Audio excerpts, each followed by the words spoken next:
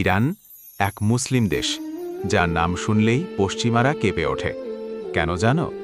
কারণ তারা জানে ইরান আর 10টা দেশের মতো নয়। ইরান বলে তারা পরমাণু শক্তি ব্যবহার করছে শান্তির জন্য। বিদ্যুৎ, চিকিৎসা, গবেষণা, এই তাদের লক্ষ্য।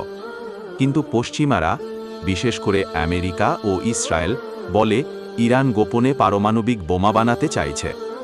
2015 সালে একটি চুক্তি হয়েছিল। ইরান বলেছিল, আমরা ইউরেনিয়াম সীমিত পরিমাণে সমৃদ্ধ করব।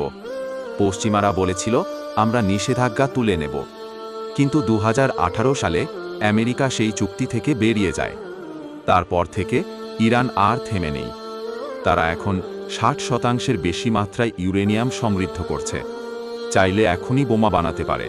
ইসরায়েল হুমকি দিয়েছে, ইরান যদি বোমা বানায়, আমরা আগেই ধ্বংস করে দেব। প্রশ্ন হল, সত্যি কি ইরান পরমাণু বোমা বানাবে?